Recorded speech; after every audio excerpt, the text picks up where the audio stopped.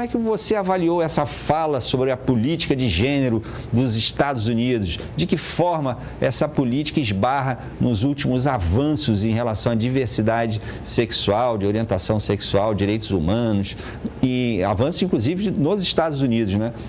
É um retrocesso isso?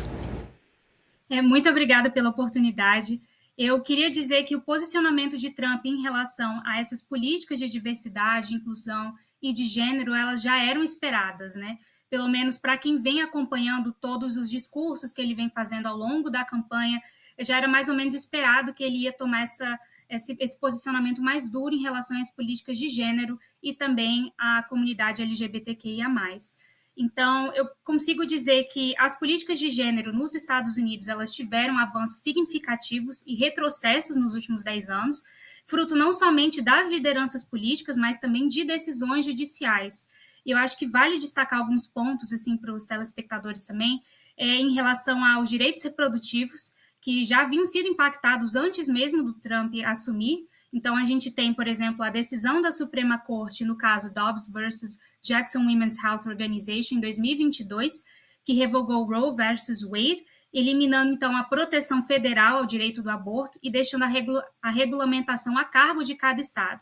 E isso, então, resultou em uma legislação mais fragmentada nos Estados Unidos, em que alguns estados imporam proibições mais severas e outros expandiram, então, o acesso ao aborto, né? Então, não só em relação a isso, mas em relação à saúde reprodutiva também, alguns estados limitaram ou restringiram esse acesso aos medicamentos também de reprodução. E em relação aos direitos e proteção LGBTQIA+, a gente percebe que na transição do governo do Biden para o Trump, sob o governo Biden, a gente viu alguns esforços serem feitos para restabelecer e ampliar as proteções para esses indivíduos de comunidades LGBTQIA+, incluindo a revogação da proibição de pessoas transgênero servirem nas Forças Armadas em 2021, só que nesse quesito com o Trump ficou bem claro que vai ver essa proibição novamente de pessoas transgênero servirem nas Forças Armadas, e a gente percebe também até no discurso de posse, que eu estava assistindo também, estava fazendo notas de tudo que ele estava anotando também, para a gente ficar realmente a par do que vai acontecer no futuro.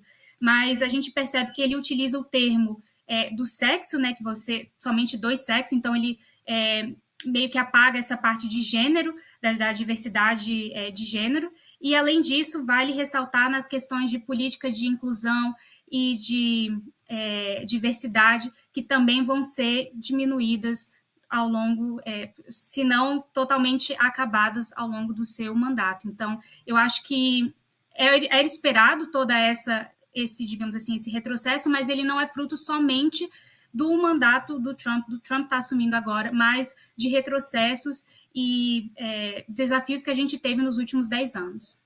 Muito bem. Você falou que ficou anotando no caderninho, né, os pontos ali.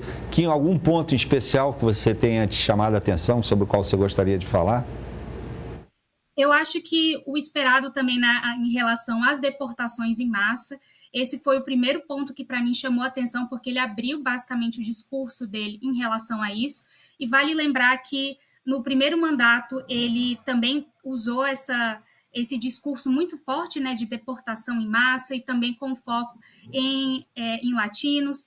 Então, sendo uma brasileira que trabalhou nos Estados Unidos, morou principalmente em Washington, D.C., eu vejo que, por exemplo, a comunidade brasileira de imigrantes ilegais vai ser provavelmente muito impactada, mas vale lembrar que tem, digamos assim, uma certa ordem, eu acho, de urgência nas quais o Trump ele vai dar um enfoque nos próximos meses, nas próximas semanas. Então, acho que isso foi o que mais me chamou a atenção.